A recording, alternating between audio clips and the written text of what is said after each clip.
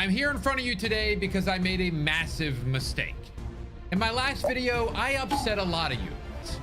It is with deep regret that I did the things I did. So the subject from our last video ended up responding to the controversy he created for himself, and surprisingly, he apologized for it and had a wholesome second experience with Helldivers. See how this goes. We're going to liberate this planet. I am so excited for this. We all like a good redemption arc. I'll play some clips from it and let you decide if he's being genuine or just trying to get the heat off. Personally, I think it's the former, and I hope it is. But this video is less about him and more about that 1% of comments that agreed with his original trash takes. Calling Helldivers a scam, pay to win, and even comparing it to mobile games. That's crazy. I will be proving that you can get a free Warbond in less than 2 hours of play. I'll show you the best gear and methods, and hopefully put this kind of automaton propaganda out of its misery. But let's first check on our boy Tdawg's response video. I didn't read. I compared this game to Call of Duty, and lastly, I tried to buy my way to the Halo weapon. So it's not so much that you spent money on the game, everyone is perfectly fine with you buying super credits. It's that you were complaining about having to play the game to actually unlock the stuff, and more importantly, calling Helldivers bad for it. So today, I am here to make it right. I am going to play Helldivers the right way. Yes, he acted like a clown and blamed the game for his own misunderstanding on how it functioned, but you know what? Everyone's allowed to make mistakes, and I'd rather have another Helldiver playing than not one. Read. I thought you just got it in Call of Duty. Again, this is where I'm from. You can just buy the guns, okay? So you know what? I like this system actually a little bit better now that I know. But that's in the past. He apologized, and then he played with his friend and seemed to legitimately enjoy himself. And in the end, that's all that matters. As you can see, bottom left, level 111. So this is the guy who I need. What I really like about this is that he got somebody who's clearly experienced to show him how Helldivers works, both mechanically and monetarily. This is a very complicated game, and while the developers did a great job with their tutorial, there still is a lot of hidden mechanics that aren't explained. That's why I think new players should be diving with their friends who know a little bit about the game to guide them through the initial learning curve. So, a happy ending for him, and I hope a few of y'all will be encouraged to try Helldivers as well. There were so many positive comments of people playing it for the first time or reinstalling it to play it again, and I'd love to see it. But, now we have to look at that undemocratic subset of Illuminate sympathizers who, through ignorance or malice, chose to spread false messages. Corpo Knights defending the boring credit system is wild. This game does not respect people with limited time with you can't write a sentence. Does not respect people with limited time with enough credits or samples. Anyone saying differently is unemployed. Well, you know what? I've got a job while going to college, while occasionally making YouTube videos, and I somehow have all the Warbonds. I don't understand this mindset. Any game requires you to invest time in it in order to get stuff. Now, I had several comments comparing the credit system to mobile gaming's excessive monetization. Now, I don't know much about mobile gaming, but the last one I played was Clash of Clans, and while you can very slowly get gems for free, you can't use them to get the season pass or anything meaningful. You have to spend money, so I have no idea where this is coming from. This guy was upset because the Halo Warbond was twice as expensive as a normal Warbond with less content in it. You know what? I agree with him actually. For a new player, this could have been confusing. Out of all the Warbonds, the Halo one is 50% more and comes with no free credits, making it the worst one for new players to start with. Gear is either locked behind a paywall or a mindless, boring grind. At least this comment is making distinction that grinding instead of buying is an option. Again, the grind is not at all as excessive as what you're making it out to be. I'm going to show you that. Farming free credits can take upwards of 30 to 40 hours. This comment is why I'm making this video. My brother in freedom, let me show you how easy it is to get a new Warbond for free. First, I want to repeat the pricing of Warbonds. The first premium one you unlock will cost you 250 credits. That's because the free Warbond, Helldivers Mobilize, comes with 750 credits. Each one after the first one will cost you 700 credits, because Warbonds you unlock come with 300 credits inside of them. This is assuming you don't buy anything in the store, which I would recommend against for new players, as you get far more gear per credit out of a Warbond than you would from the store.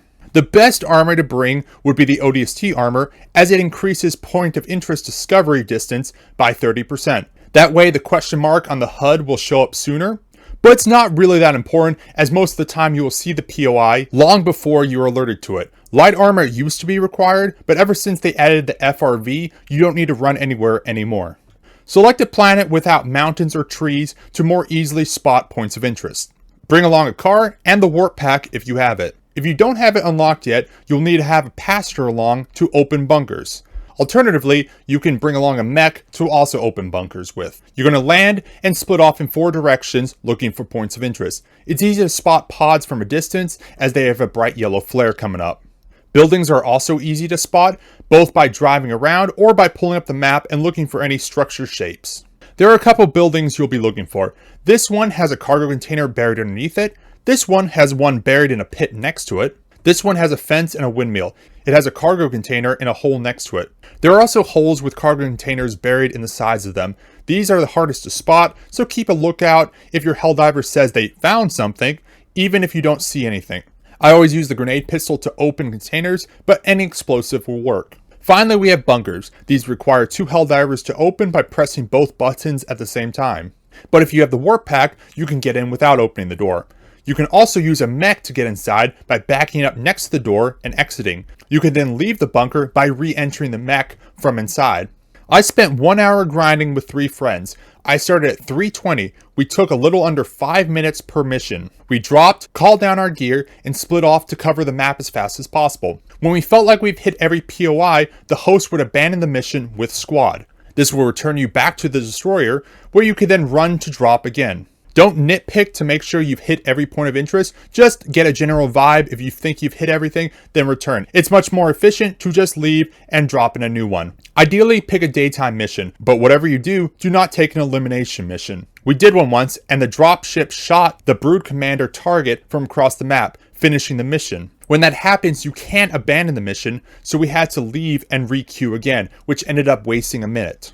Now, I don't really know how I'm going to show the entire hour to prove that I did it. Maybe just do a little mining off camera, But I did keep track of time and how many credits I got. I flashed up a clock each time we returned to the ship, and this was the last drop. It's be something small. It's not anything that we need.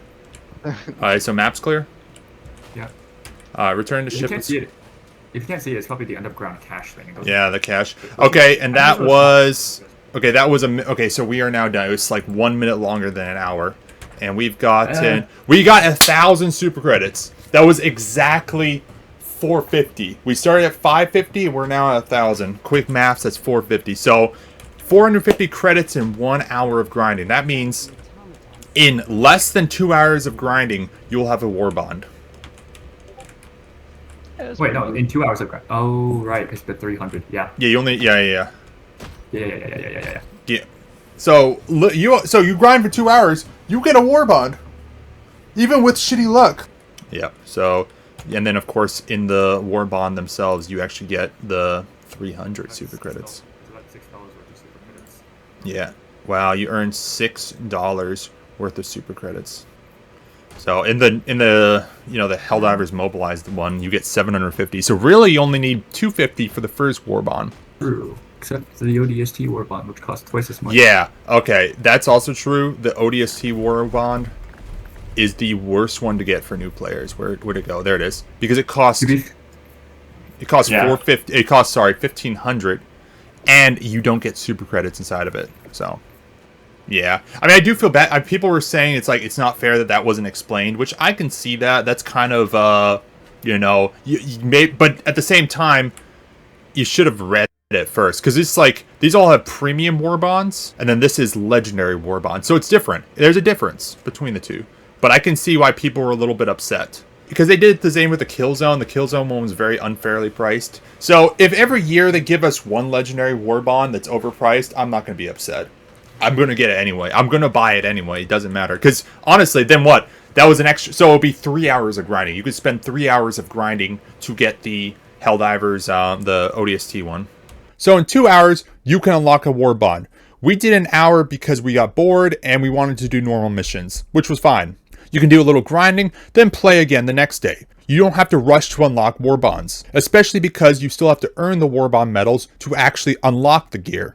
Though, we were finding plenty of those in storages as well. I really cannot think of a game that has a better microtransaction system. When you can get what is equivalent of a season pass in just 2 hours, that's crazy. Or if you think 2 hours is too slow, then you can always just buy the credits. I sometimes do this because I want to support the devs. Anyways, glad Tdawg had a good time, and I hope no one has to face the wall in the comments on this one. Democratically vote for this video, liberate that subscribe button, and I'll see you in the next one. Also, the best warbond to get will be Democratic Detonation. I just want to throw that in there.